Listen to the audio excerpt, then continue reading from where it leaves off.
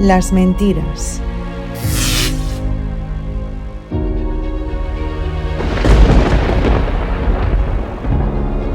Comencemos. Considerando la magnitud del desafío y porque tampoco me daban muchos deseos de ir a mi trabajo, pedí parte de mis vacaciones acumuladas desde hacía muchos años para dedicarme exclusivamente a los escritos de Aengus. No era solo por dedicarle más espacio a la escritura, sino por el hecho de que además necesitaba más tiempo para mí, a veces para reflexionar, otras para recomponerme. ¿Estás seguro que no van a despedirte?, inquirió mi visitante, al enterarse de que ahora podíamos compartir todo el día. Es muy posible que me despidan, tú sabes. Las empresas no acumulan agradecimiento por las cosas favorables que haces durante toda tu carrera en ellas. Más bien se supedita todo al descontento que puedas provocar en un superior en un momento determinado. Además, me prometiste que ganaría mucho dinero con este libro, bromeé. Que ganarías dinero o que te perseguirían y matarían. Con mi suerte, seguramente será esto último.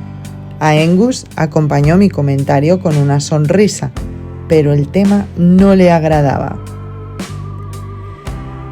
La forma en que los hombres entregamos nuestro tiempo de vida, el poco respeto que nosotros mismos tenemos por él, la manera en que nos explotamos los unos a los otros, generalmente sin considerar razones humanitarias, y cuando lo hacemos es porque la persona en cuestión es de nuestro agrado.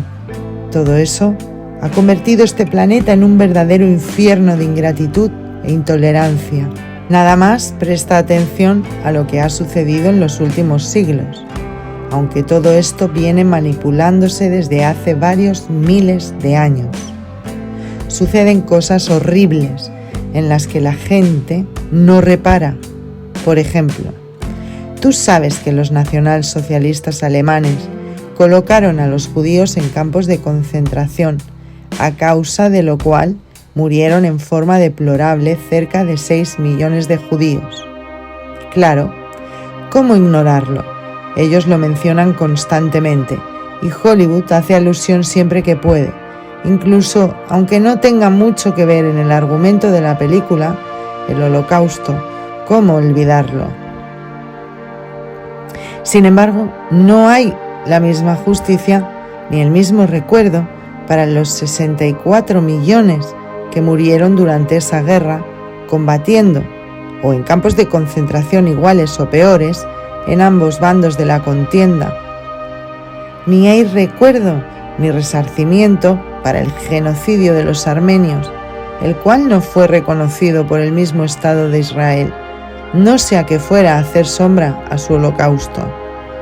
¿Y qué me dices del comunismo? ¿Tú crees que hubiera existido sin los judíos? Tú sabes lo que dice el dicho popular, interrumpí. No todos los judíos son comunistas, pero el comunismo no existiría sin los judíos. No solo desde el aspecto idealista en el que fueron sus principales pensadores, sino en sus líderes y en el mismo sostenimiento económico de la revolución. Los judíos fueron sus indiscutibles protagonistas. Lenin era un abogado oscuro que nunca había ganado un caso y solo había defendido a 6 ladrones en toda su carrera, y de pronto se convierte en un bien pagado líder de la Revolución Rusa. ¿Y qué sucede en ella? El servicio secreto confisca y destruye todas las iglesias cristianas, pero ninguna sinagoga. La Checa asesina a 25 millones de personas, ningún judío, la mayoría pensadores, sacerdotes, profesores, médicos, científicos, cristianos. ¿Y el Holodomor? El genocidio de 10 millones de ucranianos por hambre en manos de los mismos judíos bolcheviques. ¿Dónde está el recuerdo del holocausto de los cristianos bajo el yugo del comunismo? 6 millones hacen un escándalo, pero 64 millones no. 25 millones tampoco, ni 10 millones. ¿Y cuál es la razón? La razón es que ellos gobiernan y los gentiles somos cerdos. Desde el punto de vista del Talmud, no merecemos nada. Nuestras propiedades pueden sernos quitadas y eso está bien a los ojos de Dios. Y podemos ser asesinados y eso está bien a los ojos de Dios. De su Dios, obviamente, que no es el nuestro. Y lo peor es que cuando la gente lea esto, gritarán a voz en cuello que eres antisemita y probablemente te envíen a la cárcel. Y no hay en ti ni en mí el más mínimo odio hacia los judíos, que han sido sacrificados al igual que nosotros, los gentiles. Nuestro odio, en todo caso, ha sido hacia su Dios y hacia los esbirros demoníacos que gobiernan al mundo. ¿Y qué podemos hacer?, protesté. ¿Qué sentido tiene escribir y arriesgarse si esta es una guerra perdida? ¿Por qué dices eso?, preguntó exhibiendo un gesto grave. Bueno, me expliqué, tienen el poder, el dinero, controlan los medios, han elaborado una mentira siniestra, pero perfecta, y tienen a Dios de su parte. ¿Qué más? ¿No entiendes? No, repliqué. Ellos, los esbirros del Dios bíblico, son cuerpos con alma, un alma que pertenece a ese Dios, nada más. Seguía sin entender. Nosotros somos la chispa del origen, parte de la gran familia de espíritus originales que vagan por el universo, cumpliendo el designio de la fuente, que está por encima, infinitamente, de su Dios. No hay forma de que ellos puedan salir bien de este asunto.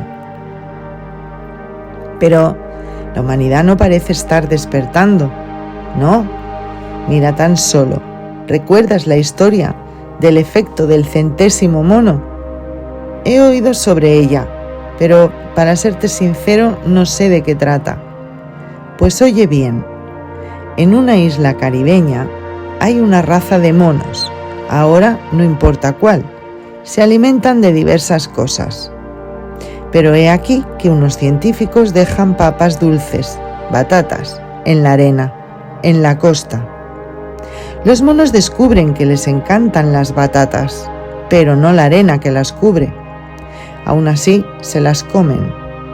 Con el tiempo, una hembra descubre que puede lavar las papas dulces con el agua del mar y quitarles la arena, así que comienza a hacerlo así y a disfrutar del alimento sin la molesta arena. Transmite este conocimiento a sus hijos, pero pronto, uno a uno, los otros monos comienzan a imitarla. Todavía la mayoría sigue comiendo los tubérculos con arena. Pero llegado a cierto número de monos, no importa a ciencia cierta cuántos, pero se lo ha denominado genéricamente el centésimo mono. De pronto, todos los monos comienzan a lavar las batatas antes de comerlas. Pero lo más curioso es que en otras islas, sin contacto con esta de la que hablamos, los monos allí residentes comienzan también a lavar las batatas antes de comerlas. De esto se deduce que hay cierto inconsciente colectivo que recoge la información que es valiosa para la especie cuando llega a un cierto número de experiencias en el cambio. En el futuro, la humanidad descubrirá que el 98% del ADN que consideran basura, por no saber para qué sirve, mantiene una conexión de ondas electromagnéticas con sus similares de todas las criaturas y que es desde allí donde se ordenan las mutaciones para la adaptación de esas criaturas. Cuando la humanidad llegue a un cierto número con el conocimiento de la verdad acerca de estas cosas de las que hablamos, de pronto el efecto será multiplicador y toda la humanidad despertará. En realidad, el enemigo no puede hacer más que tratar de retrasar su propio holocausto lo más que pueda y harán cualquier cosa por ganar tiempo. Pero mientras tanto, debemos prestar mucha atención para que nuestros sentimientos no se desvíen hacia donde el amo quiere, esto es, que los gentiles odiemos a los judíos y estos a nosotros. Por suerte, debido a su mejor educación, hay una gran cantidad de judíos que son difíciles de engañar, pero al mismo tiempo están más presionados por su medio ambiente. Por el lado de los gentiles pesa una mayor ignorancia y el haber sido victimizados por los bancos y llevados a un punto de comprensión donde un estallido es muy probable. Y es por eso que los gobiernos han armado a su policía como si fueran tropas de asalto, habida cuenta de que algunos pueblos como el de Estados Unidos de Norteamérica están fuertemente armados. Llegado el caso de una insurrección, al estar los medios controlados, solo te enterarás de lo que suceda localmente, y esto inclusive en forma parcial. Ellos fabricarán casos contra los detenidos, pero serán muchos más los muertos. Ellos manejarán los cadáveres con discreción, incluso inventarán catástrofes naturales para justificar las muertes. Siempre estarán midiendo la reacción y el sentimiento de la gente a través principalmente de las redes sociales. Por esa razón es que no las limitan. La información que obtienen de ellas es muy valiosa y pudieran también iniciar una insurrección a través de las mismas. Quiero decirte que no eres peligroso para los dominantes. Siempre sacarán utilidad de lo que pienses, digas y hagas, sencillamente porque se enteran de todo, lo provocan todo y tienen el poder para reprimirlo cuando se les antoje. Judíos y gentiles hemos sido engañados y embarcados en mares de odio, mientras nos alimentan con el recuerdo de holocaustos e imágenes de terribles asesinatos en masa. El recuerdo del holocausto es necesario para que los judíos puedan aunar su energía y alimentar a su egregor, Yahvé, su Dios, único para ellos. Pero Dios es Dios, no ha dejado de existir y nosotros, judíos y gentiles, somos de su naturaleza, sus hijos. ¿Nos abandonará Dios? ¿Volveremos nosotros a Él? El recuerdo del origen. No hay forma de liberación posible a través de la violencia y los estados devocionales nos conducen a mantenernos en la rueda de nacimientos y muertes, aunque creamos que estamos en el camino correcto. Esto es así debido a que los mismos caminos forman parte del software de contención. Cuando caes en la cuenta de todos tus pensamientos y emociones son elaborados desde una central de control, asimilas que la salida debe estar por otro lado. En general, las personas son muy irresponsables con respecto a sus creencias, adhieren a una institución y absorben todo su contenido como propio, aceptando muchas veces condiciones y conceptos absurdos. En la antigua tradición, nosotros adoptábamos como compañeros a los dioses que nos favorecían, y si ninguno lo hacía, sabíamos que estábamos solos en la contienda, o lo que era peor, que alguno de ellos todavía se pusiera en nuestra contra, como le sucedió al pobre Fionn Macumhal con su protectora Morrigan, solo porque una vez no la reconoció al cruzarla en su camino. ¿Pero qué cosa es un dios? Según su estudioso Zacarías Sitchin, los dioses fueron o son los visitantes extraterrestres que nos impusieron su dominación, manipularon nuestros genes y están posiblemente en la actualidad controlando a los gobiernos de la Tierra. Sin embargo, no deben tomarse a esas figuras como seres iguales a nosotros, con cuerpos físicos, sino que son seres que habitan otros espacios dimensionales y que por alguna razón tienen la capacidad de controlarnos. Las concepciones místicas, como las que aparecen en la Biblia, los Vedas, el árbol de la vida, etc., no son necesariamente contrarias a esos criterios, sino probablemente complementarias. Un Dios, como el Yahvé bíblico, posiblemente coincide en muchos aspectos con alguno de los reyes Anunnaki, con Zeus y Brahma, de manera tal que es muy posible que se trate de la misma entidad. Lo que casi nadie comprende es que el hecho de vivir en otra dimensión no los hace superiores a nosotros, sino temporariamente más poderosos en el terreno material. Genéricamente suponemos que todo lo que no se ve es espiritual. Alguna vez tendremos que hacer un estudio profundo del mundo invisible y entender que el hecho de ser invisible no lo hace espiritual, solo lo hace invisible. Es como si comparáramos a la electricidad que circula por un cable, invisible, con la que lo hace por una resistencia metálica irradiando luz y calor. ¿Pensaríamos que la del cable es un dios para la luz de la resistencia? Al escuchar esta comparación no pude evitar reír. Imagino a Engus a todas las bombillas adorando a los cables por ser los únicos que comprenden la electricidad, y a estos aprovechándose de la situación, aun cuando tampoco tienen idea de lo que circula por sus alambres.